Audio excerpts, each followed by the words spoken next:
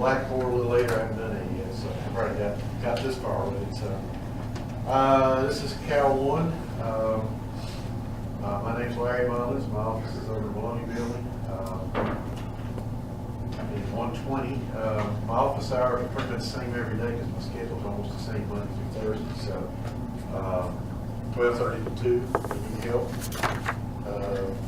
And are available during those times, let me know. There's also some math tutoring. I'm not sure.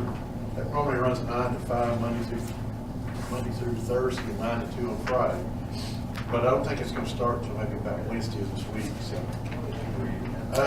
the class meets kind of irregular hours. Monday, Wednesdays are early day. We go 9 to 10:50. We won't go up to 10:50 today, I promise. Tuesday, Thursdays are shorter days, 9:30 to 10:45. Your exams are scheduled for the long days. You'll need that much time. So it's kind of a problem to back one of them up in class because, trust me, you want the longer days for the exams. You need it. So some are a little bit lengthy.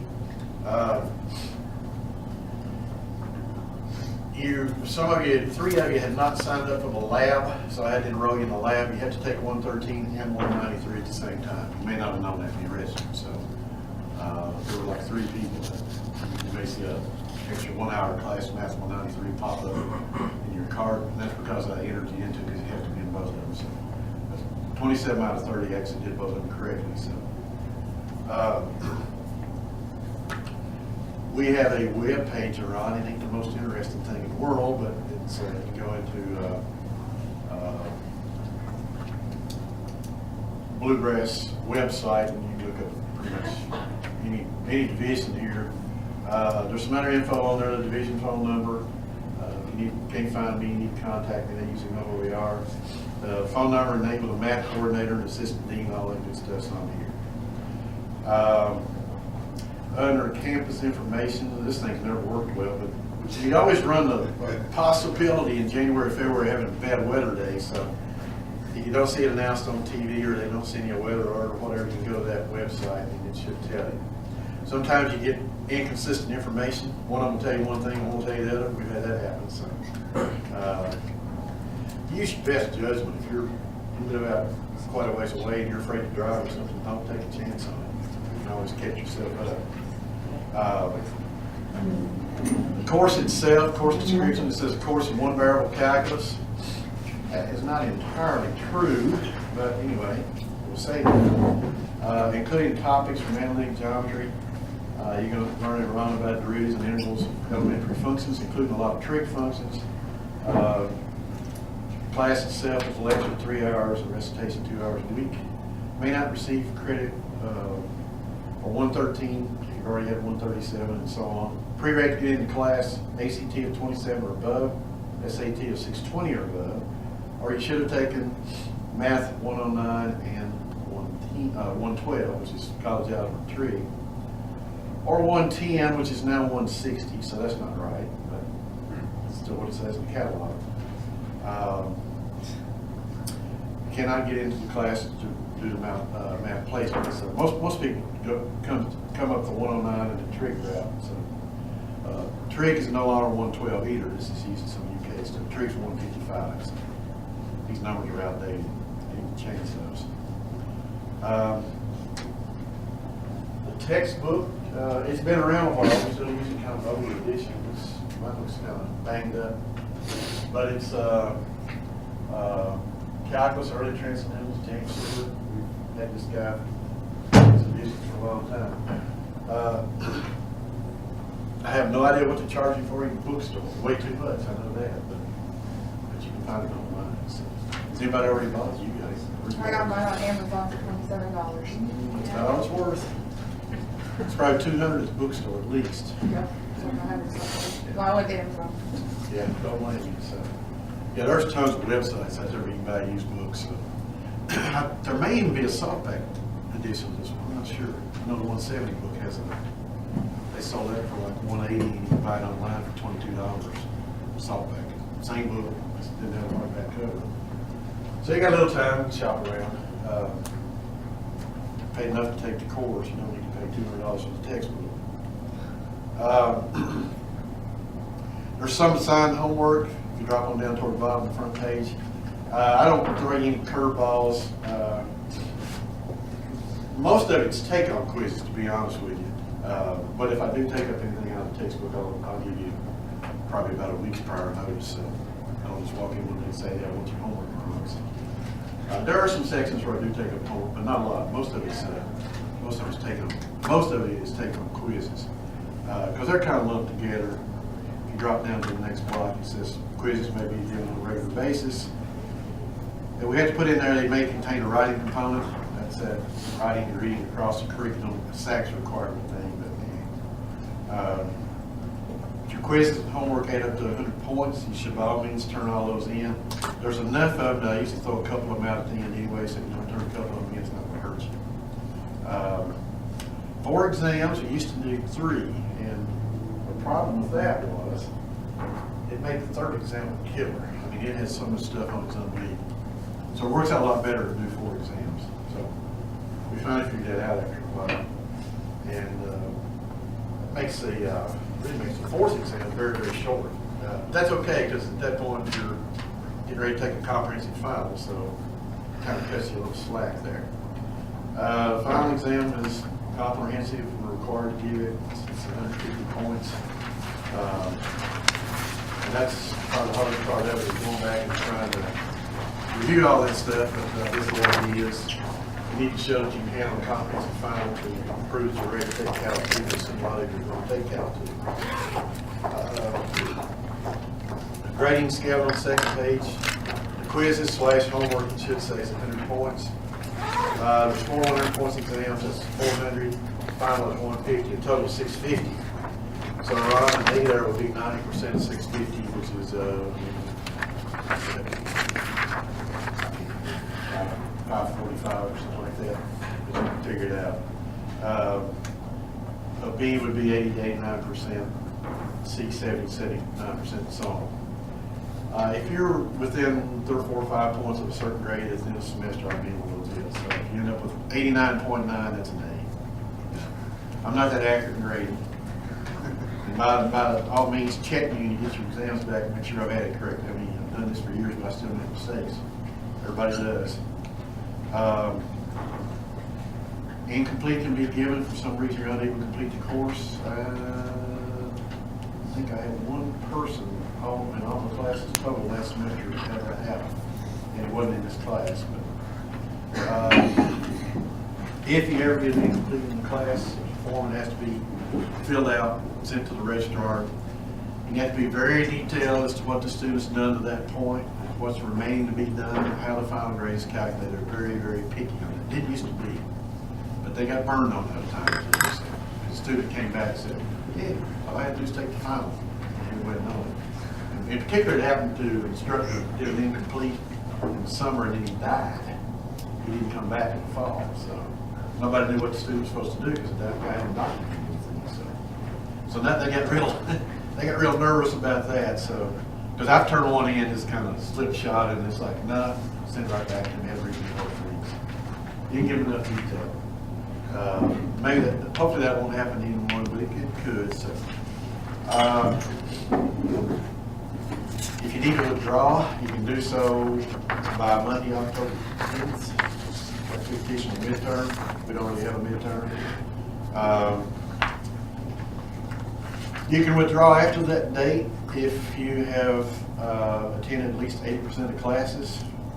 We're supposed to be rigid with that. I don't stick to that real like some of the cohorts do, but basically if you've been here most of the time and you decide to drop even after that date, it's okay to I'll sign the drop slip.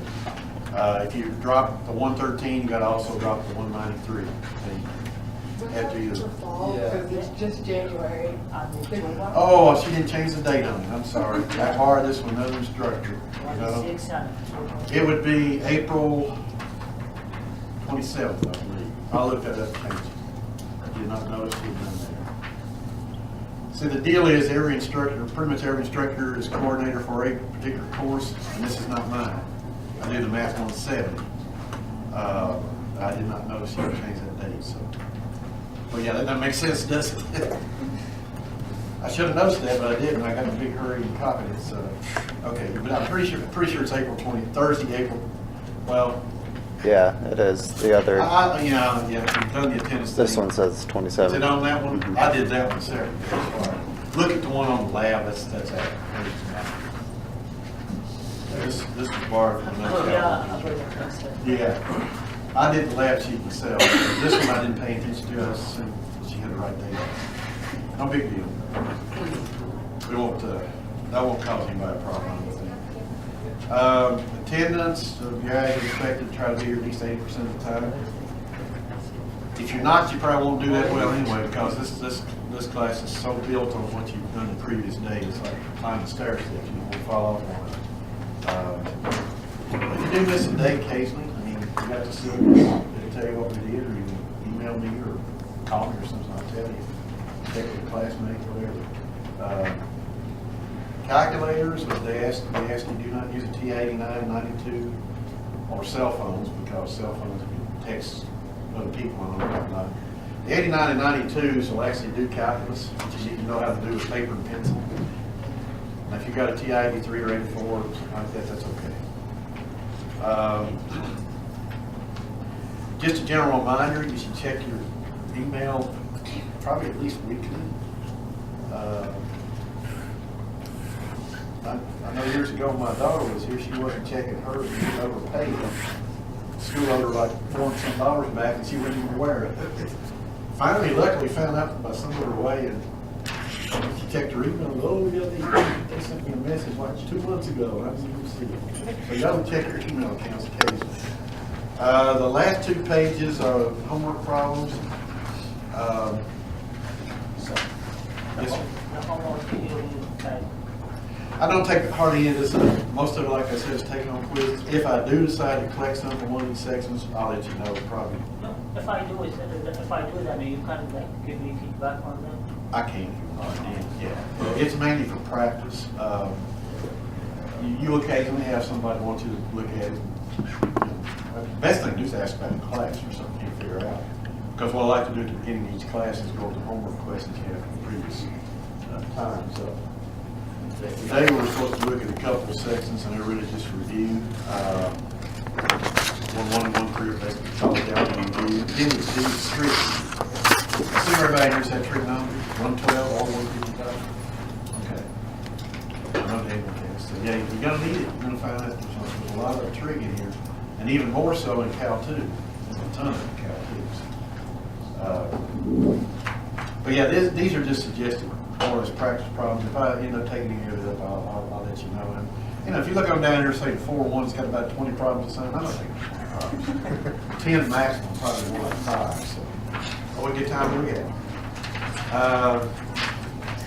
The last page, she does have the right calendar on. Nothing wrong with the withdrawal date. So, it's pretty intense. I mean, we meet 4 days a week. You do get a break on Friday. Of course, today's January 9, and it's started classes, and we're supposed to go to a couple of sections, 1-1 and 1-3. If we don't get through those, that's fine. Tuesday, tomorrow is actually real quickly starting a trig review. You do get some breaks. Monday, the 16th, is Dr. Martin Luther King holiday, so we're not here on that Monday. We've got a spring break, which is always in March. Around St. Patty's Day, it's the 13th through the 16th, so you got a week off there. And you got President's Day, I forgot that one, which is February 20th, also on Monday. So you get a few occasional breaks, but the thing of it is, the way this calendar is, there's so many days on the calendar. If you get a little bit behind on one day, there's a little bit of leeway you can catch up. It's not a big deal. It's not like a college algebra class or applied calculus class. If you miss a day in there, it's really hard to get caught back up. But this one's not a problem. There'll be days we'll actually get a little bit ahead. And there's some topics she's got 2 or 3 days down to, like chain rules got 2 days. Implicit bridges down there's got 2 days. I'm not sure you need those, but if we do, we do. But anyway, you know, we'll never do anything any earlier than what's on here. Looks like most exams, unfortunately, are on Mondays, which I hate. I wish they were on Thursdays. And that's a selfish reason. I could grade them over the weekend, but it's not how this one plays out. Your first one's February 1. It's so that comes up pretty suddenly. Where's your exam 3? Oh, okay.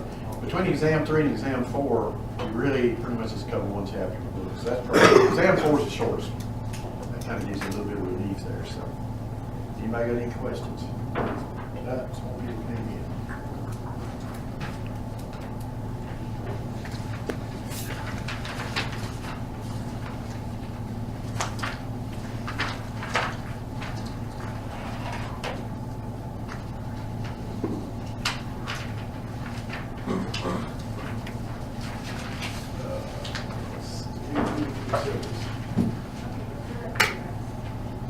And the drop dates are on the calendar of water.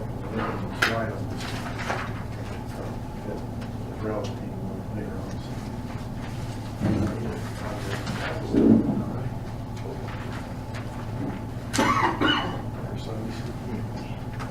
All right. Making notes that you guys are here.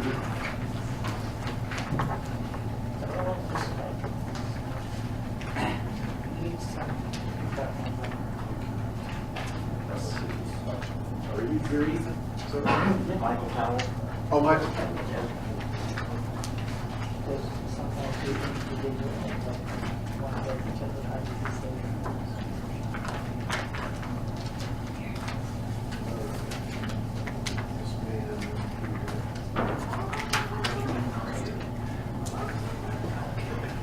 Your cake.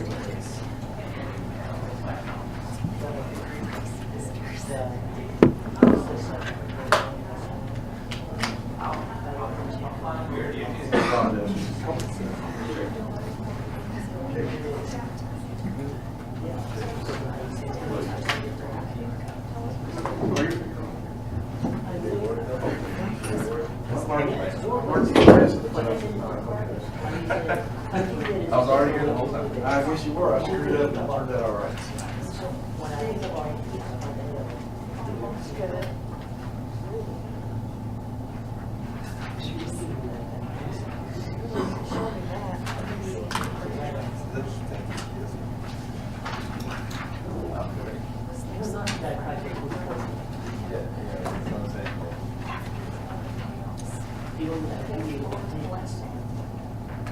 Okay.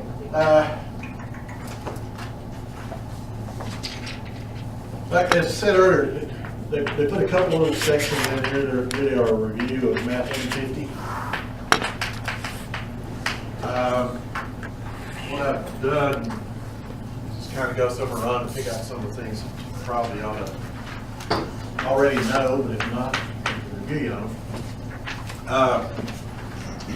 I'm sure you've seen this before. First thing they start you off with in 1.1 is the definition of a function. Probably most of you already know it, but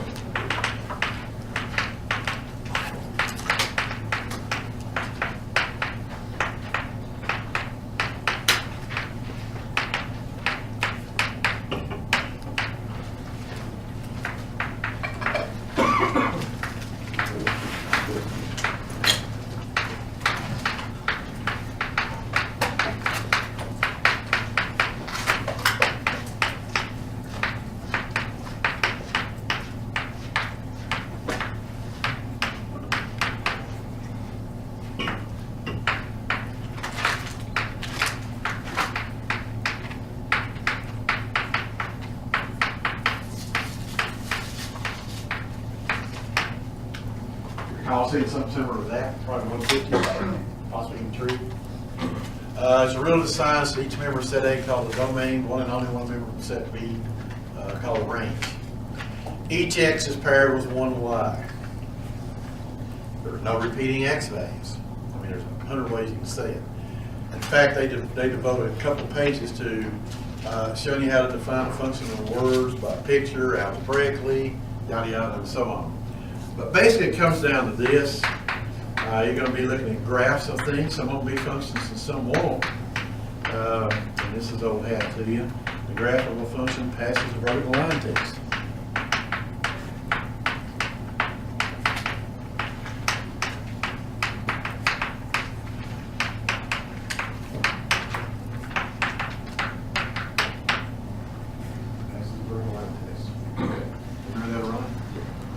So if we drew you some pictures up here, linear model, and then maybe circles. You studied the Math 150. You should have looked at reviewed parabolas a little bit, I would think. I could have maybe seen something like that.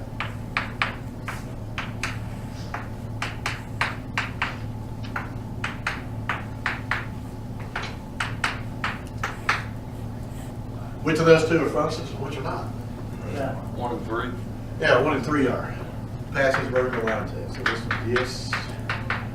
I'm lazy to write that out wrong, so FCT means function. This one's not. You saw this one in 150. There's a whole section in our 150 book on graphing circles. So valid graphs, it's called a relation, but it's not a function. Vertical parabolas, when they point up or point down like this one does, yeah, these are functions. And of course, that one's not. Now, when they tell you this was a single variable calculus course, that's about 99% true, 1% a lie. Because one of the big things you're going to learn about in here is how to find something called derivatives. Right? You're going to find the derivative of that. It's very simple. This one's not bad. These two guys here, because they're not functions, are going to be a little bit tougher. We actually do them. So we actually do some derivatives that are multivariable. They're variables representing both x and y at the same time. The reason being is some things cannot be readily solved for y. A circle can. You can solve it by using some kind of square root method. So when they said this is a single variable calculus course, they were generally telling you the truth, but not the total truth. There's a little bit of exception to that. So Daniel, y'all know the vertical line test. Y'all know the definition of the function. A couple other things that popped out of this section. And sometimes they'll ask you to find domain and range.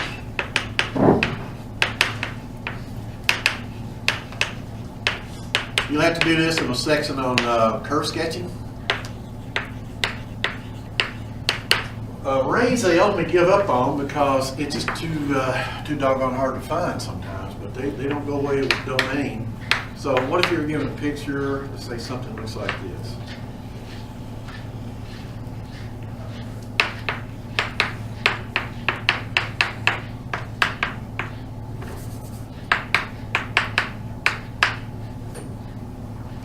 Solidity in between. All right, they'll say later on it's continuous from the left dot to the right dot. Passes vertical line test, so it's as much a function as that one or that one. And if it were not a function, I would not have used the f of x notation on it to begin with. That implies it is. So if you were looking at that one and it said to you, okay, maybe you had to graph something that turned out looking about as weird as this one. And then they said to you after the fact, or they might have said to you before the fact, what's the domain of this thing? 31 is like 6 and from -6 to 5. Yeah, you use something called interval notation. The endpoints are included, so you show that in effect by putting square brackets on it. Had those meant bubbles or open circles, you put a parenthesis on one of them. Range is basically bottom to top. So you go to the lowest point and the highest point, look at the y values. So what would you tell me on that one? 82 to 6. Yeah. So they could give you a picture and say, here's a picture of a graph, tell us the domain and range. Ain't that big a deal. I mean, they can get it more complicated than that, but that's essentially what you do. Something else they can do too is just give you an algebraic expression and say find the domain. They don't usually ask you to find the range on those because those are very difficult, if not impossible to do sometimes. So they usually kind of narrow it down and say, that doesn't matter anyway. X being the domain variables are more important. So suppose you had some 2 or 3 things that said something to this effect.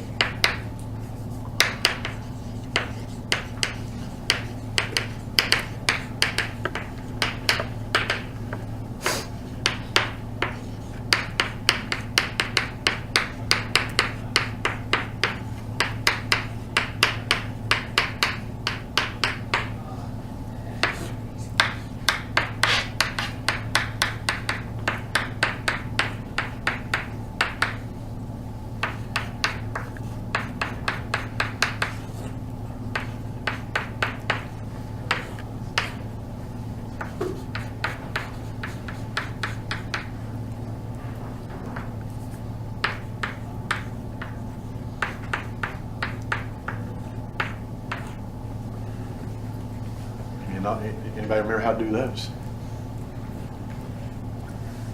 Nope. I think you syllabus did it. I get you one. Don't work at about like 2 till. All right. We need to solve them first. I'm sorry? We need to solve them first to find them. Not the top one. It's a fourth degree polynomial, so what's the domain? So normal. Everything. It turns out, Ron, if you graph this thing, it probably looks like a distorted W. It probably looks like that. There's no breaks in it. The domain is all real numbers. You can put a big capital R, or if you like interval notation, you can say everything goes from minus infinity to plus infinity. You're gonna love polynomials. When you do derivatives, these are the much easier ones to do versus these latter three. Trust me, much easier. And when you do anti-derivatives, which we do a little bit of at the end of the semester, again, I'd refer you back to part A because those are easier. Anything's a polynomial. Polynomials have whole number exponents. They don't have negative exponents, they don't have division in them, they don't have radicals.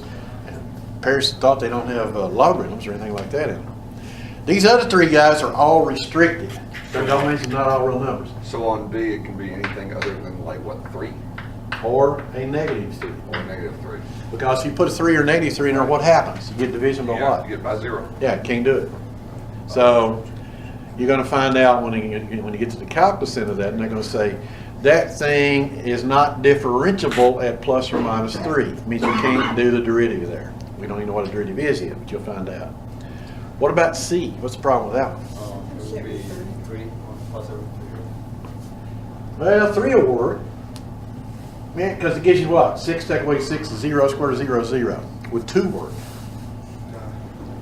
If you put a 2 in there, you're going to get what? 4 take away 6 square root of -2. What do you know about the square root of a negative number? Can't have negatives. Not a real number.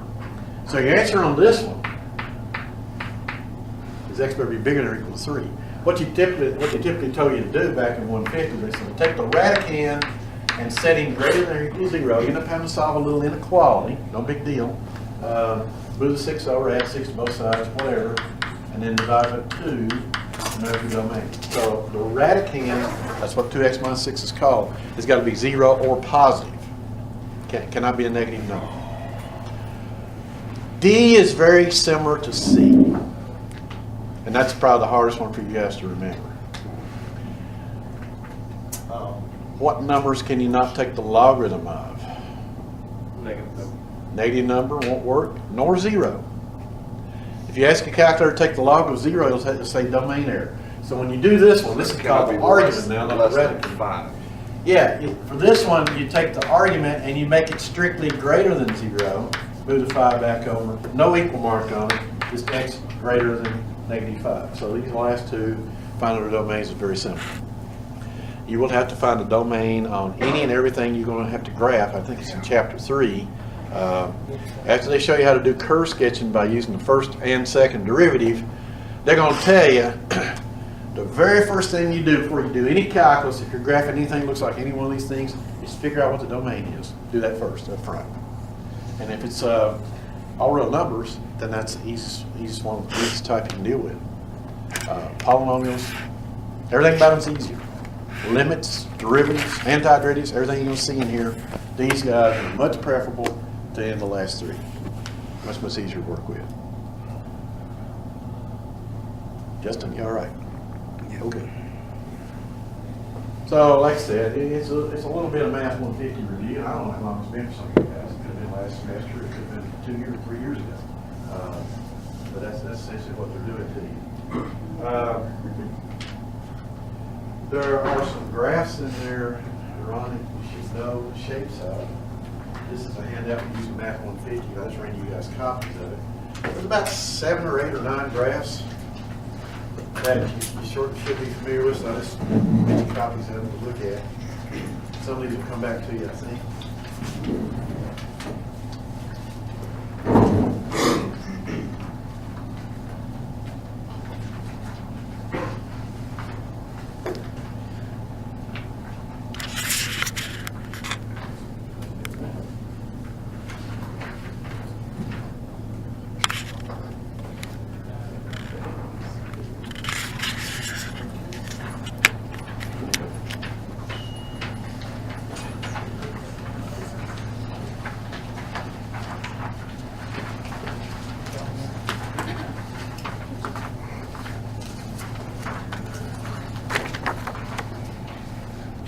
show you those three, these are run, and then tell you why you need to be familiar with them.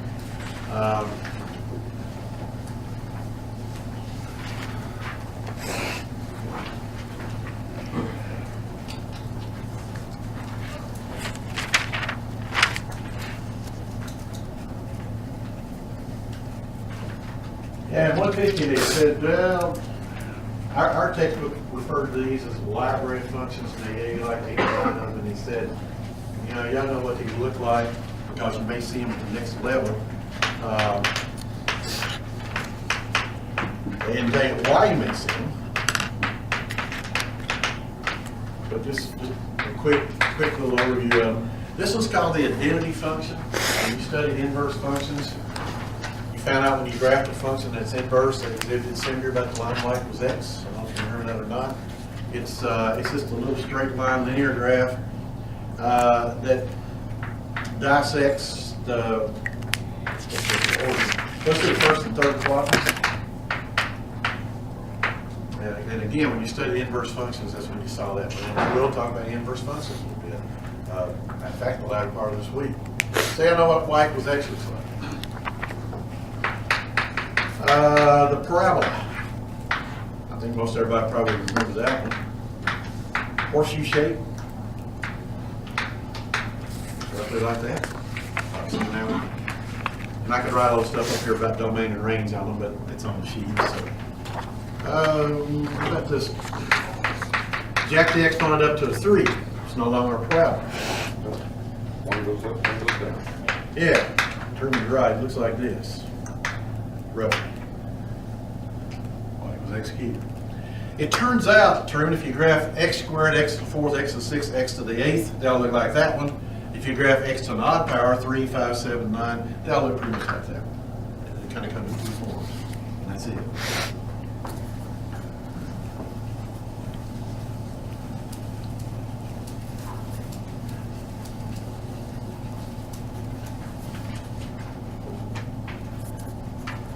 I don't know these are numbered the same way on the sheet. It doesn't matter. It's just the way I'm thinking of them.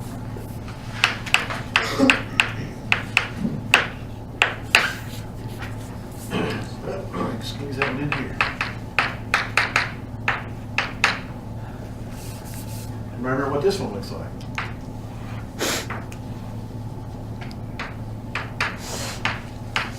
Now, first of all, you know that you can't put negative numbers in there, right? Because you can't take square root of a negative number. So there's no graph to the left of the y-axis.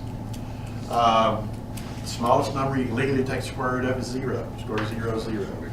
Square root of 1 is 1. Square root of 2 is like 1.4. The next one you can do in your head is probably 4, which jumps it up to a 2. So if you recall, Truman, it's a curve that looks like that. Sort of steadily climbing as you go left to right. No graph to the left of the y-axis because you can't take square root of a negative number. It's called a square root function. This is called the identity function, the quadratic or squaring function, cubic function, the square root function. They're all functions. I didn't use function notation, I used y, but I could have just as easily used f of x on all of them because every one of them just passes vertical line test. So there's about 4 of them. How about these two things?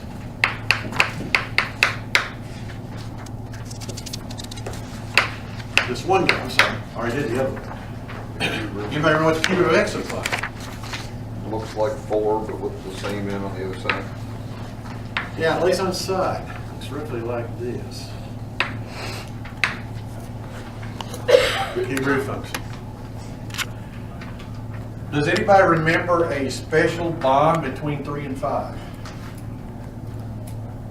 They have some sort of an affinity for each They other. are inverse to each other. They're inverses. She's right.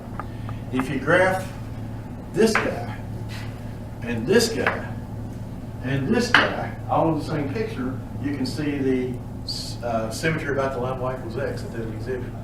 And the reason they do that, the cube root of x and x cubed are opposite or inverse functions. You should do that. It's exactly how they should behave. Okay.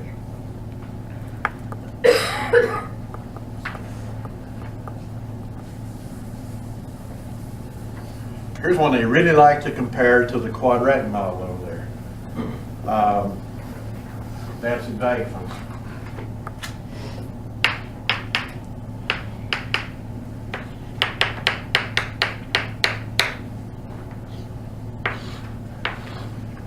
recall how that one looks. Purdy B, yep.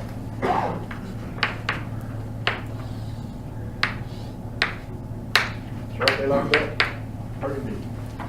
If you were describing that one, some of the things they talked about, if you remember 150, were increasing, decreasing, even and odd symmetry. You remember all those things?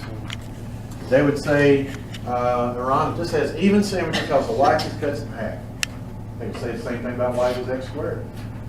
They would say it's decreasing from minus infinity to its spike here at 0, 0, then increasing from 0 to infinity. They would say exactly the same thing about this one, that to the left of its vertex at 0, 0, decreasing, to the right of it 0 to infinity, increasing. So they're very similar. From an algebraic standpoint, 6 and 2 are very similar. But the breakdown happens at the calculus level. That one over there has a very nice, it's very easy to do the derivative on it. This one is not. It's much more difficult. The problem occurs in calculus if you have a right angle or an abrupt turn, any kind of weird kink or anything going on in it that's not differentiable there. Probably, okay, you've heard that before. So they like to compare 2 and 6 because even though they have a lot of similarities, they're grossly different when you get down to the basis of calculus. They may be very different. Sorry? It's not continuous.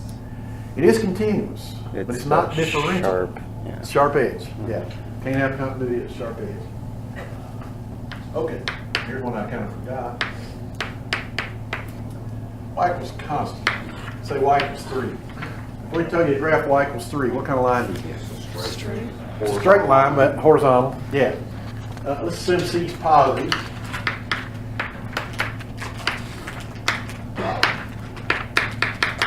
So if determine if that was y equals 6, I'd go up here 6 blocks, boom, draw a horizontal line. It's a function. It passes the vertical line test. It's actually called a constant function. How many got so far? 7? I can think of 2 more.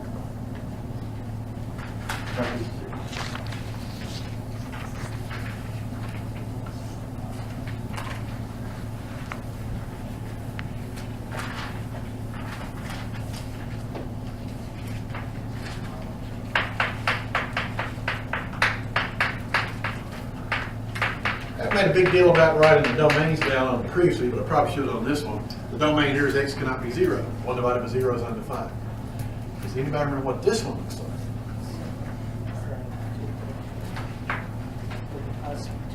Yeah, he's asymptotic in 2 different directions. It turns out if you graph this thing, it goes nuts on you, and more so around the y-axis, but you get a little curve, it nestles right in here, and a mirror image one over in here. Huge break in and around 0. They'll talk about something called a limit, and they'll say the left-hand limit on this sucker at 0 goes to negative infinity, but the right-hand limit at 0, where you swipe to the right of 0, goes to positive infinity. You can't have a worse break than an infinite break like that, where the left and right-hand behavior are just completely, totally opposite. It also has odd symmetry. If you remember what odd symmetry was from 150, it says symmetric about the origin. So if you ran a little piece of string with this guy right here and you pivoted 180 degrees, he'd fall right on top of that. There's odd symmetry, there's even symmetry. The absolute value of x over there has even symmetry. The y-axis cuts it in half. Y equals x squared had even symmetry. The y-axis cuts it in half. This one has odd symmetry. 5 has odd symmetry, if you think about it. Because what would happen if you broke it in 2 right here and you pivoted this piece around 180 degrees? Fall right on top of that one. Now that's the difference between odd and even symmetry. So this one has odd symmetry. Now if you think calculus gives you fits on the absolute value of x at the spike, it even gives you a bigger fit in and around a huge break like that. Completely undoable. You got to have continuity, and that does not have continuity at 0 in order to apply the stuff we're about to learn about. It'll work. So, 3 also have symmetry. I'm sorry? 3 has symmetry because it's equal. Y equals x cubed has odd symmetry. X to any odd power will have odd symmetry. X to any even power will have even symmetry. Yeah, you're right. Here's one she may not have had on there. I borrowed that as well. I borrowed a lot of stuff. Anybody seen that one before? The domain again is x cannot be 0. Because 0 squared is, let's face it, still gonna give you 1 divided by 0. Yeah, Ron's right. This one looks sort of like this one, except x squared is always a positive number, so you don't get any pieces down here. It has a curve that sort of does that, with the x-axis being horizontal asymptote.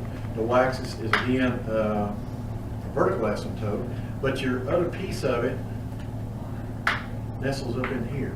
I didn't draw that very well, Ron, but because it actually should look like that it has even symmetry, because it does. So you have to be able to fold that piece around the y-axis and match that. So 1 over x squared is one that the 150 book, when they introduced you to 150, our 150 book, we talked about library of functions, they completely left number 9 out. And then later on in a section, probably a chapter or 2 later, they throw that down at you like you've already seen it. And I guess they forgot they didn't even show it to you. But they did, they assume you've seen it. You haven't. They totally neglected that. But there's not a whole lot of difference in the two, except that you're right around the x squared is always a positive number, so you don't get any draft down there. All right, so we showed you all those to show you something else, Truman, that has a whole lot of relevancy in here. Not so much of 150, they forced it on you, but you didn't know why in the world you were doing it. Do you recall seeing anything like this?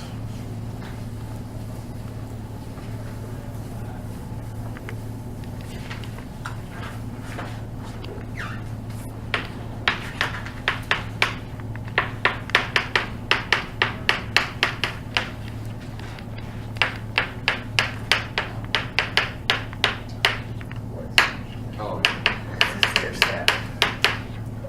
You know what those are called? Yeah. Well, no, this is not the Grace Edger function. You think about that one, little stair steps. It's a piecewise function. Yeah, piecewise. But that is a piecewise function, you're right. So what would you do? Well, if you've memorized the shapes that we just threw up here, you'd say, well, to start with, he's the V shape. And he's going to come down, and you're going to take off. But when he gets over here to 2, 2, what happens? Dead in the water. In fact, it can't quite get to 2, 2, so you indicate that by an open circle. There's no equal mark right there. So, okay, it's a V shape with part of it thrown away. Come down to the origin where the right angle occurs, zoom back up, get near 2, 2, and stop. Once you actually hit 2, what happens to the Y value? Jumps up to 5. It jumps all the way up to 5, and Y equals 5, we said, I mean, it goes a horizontal line. There's a graph. It's going to look like that. Yep. It has Truman what's called a jump discontinuity. The graph jumps. It jumps literally in and around 2 from near 2, 2 to 2, 5 in a space that much. It jumps 3 units. It's called jump discontinuity. Well, guess what's going to be true of calculus there? Ain't going to work. Not only is it not going to work there because you got a discontinuity, it's not going to work there either because you've got a right angle. See? To do differential calculus, it's picky. Certain things have to be met. It's got to be continuous, and it can't have any rough edges. It's got to be smooth and continuous. So anywhere you got a jump in a graph, or a right angle, or what they might call a cusp, or anything weird going on, vertical tangent line, won't work. The reason they showed you piecewise functions in 150 is to assume some of you guys would take calculus.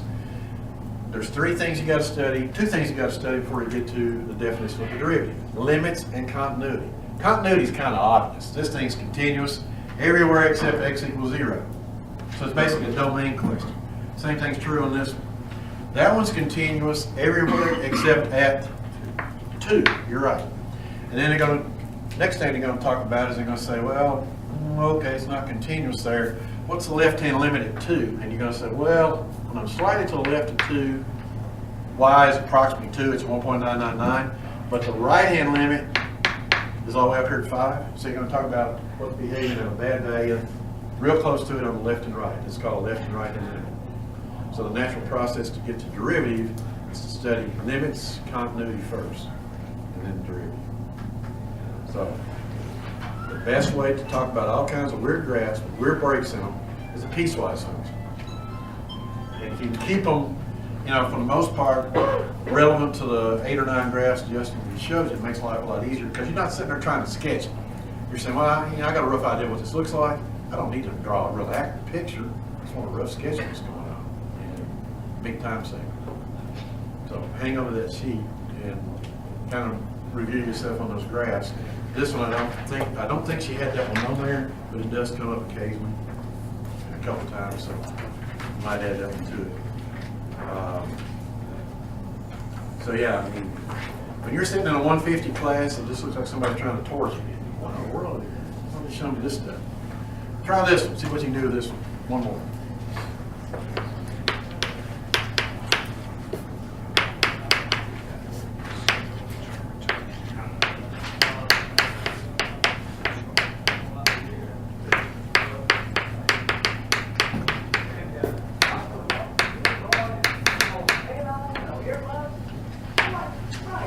It's a three-piece piecewise function, as opposed to the other one, which is two pieces. How would you do that? Do you see things like it? Yeah, you could. You definitely could.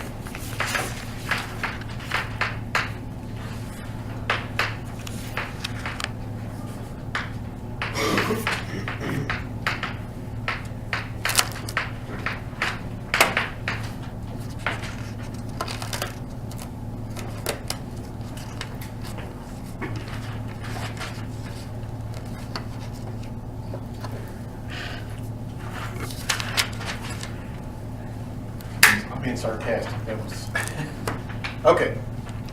Q root of x. We would draw that first, which is the curve that does this number. Yeah, but he's dead in the water at the origin, open circle, because there's no equal mark on it.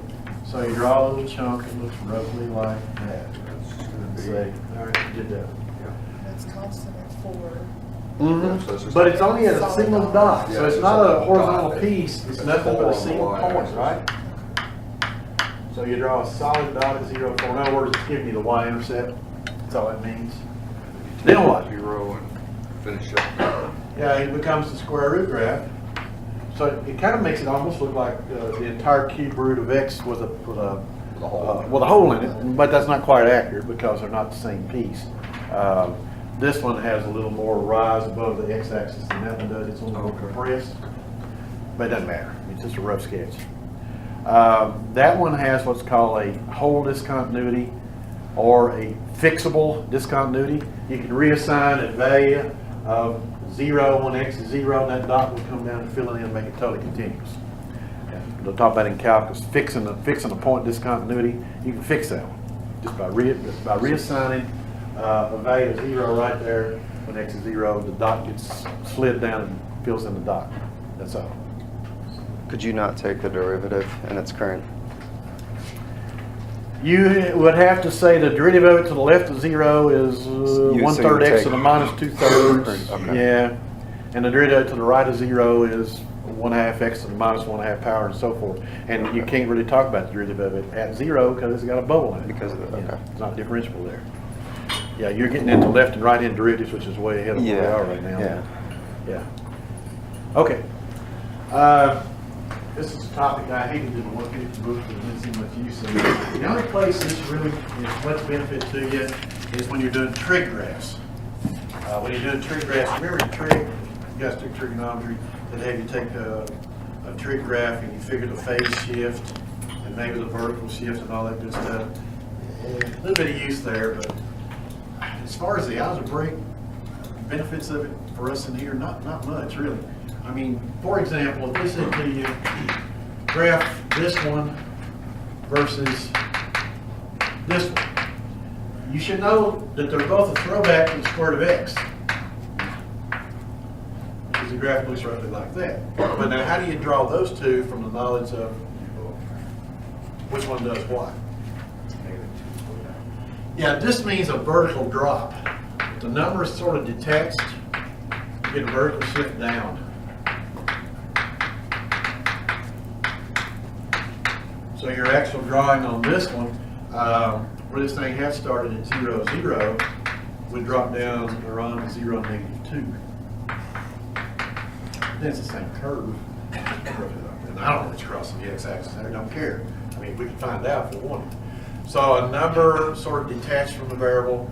If that was a +2, it would go up. If it's a -2, it goes down. So vertical shift, either up or down, in this case down.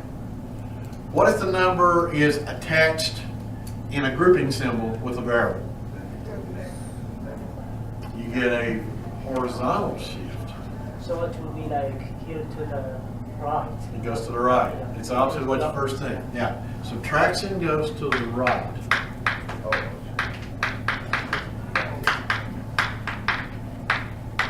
So if I'm drawing a picture, rough sketch of that one, instead of starting at the origin, I come two places to the right. So it looks like that. You guys recall doing that? This is out of 1.3. And frankly, it's not a whole lot of use to us. But not much with it.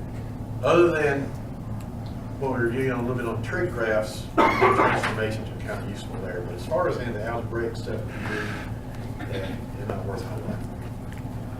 Not worth very much. Are we okay? Just trying to jar your memory a little bit, some of the stuff. Michael, you all right with it? If you took 150 recently, I know you saw this stuff in that. To me, that was my least favorite topic. I hated that one. It went on and on and on. They'd have you take things and stretch them and compress them and flip them and flop them and all that stuff. And it was pointless. You don't need to spend all that time on that. One last thing. We'll let you out of here. See if you recall what to do with this. This does come up. Albeit a little later on.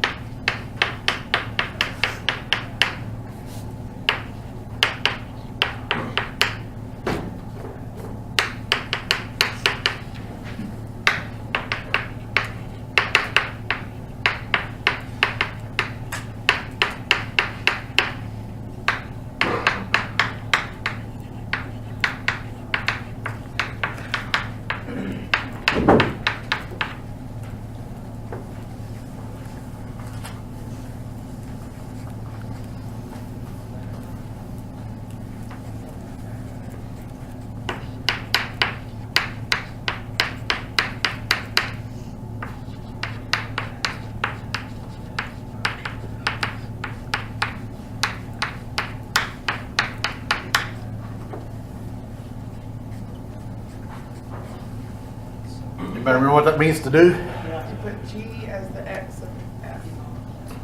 Yeah, it's called composition. It's read F composed on G of X. It means function of a function. F of G of X. You do exactly what she said. You replace the insider with the X minus 2. And then that thing in its entirety replaces the variable in the outside function, namely the X. So you get 1 over X minus 2. That's it. You're right. So essentially, it means take this and plug in from the low X right there. So I can do it. Substitution. What's the domain of the outcome? It's bigger than I'm sorry? greater than X cannot be a +2. Yeah, X is, the domain is X cannot equal 2 because you use 2 minus 2 is 0. Now, would you get the same answer if you reversed it and did G composed on F versus F composed on G? You should.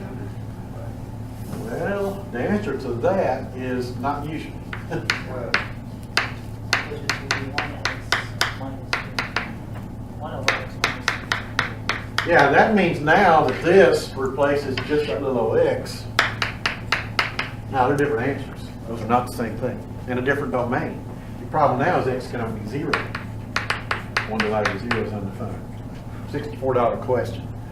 Under what circumstances will you get the same answer when you do F composed on G and G composed on F?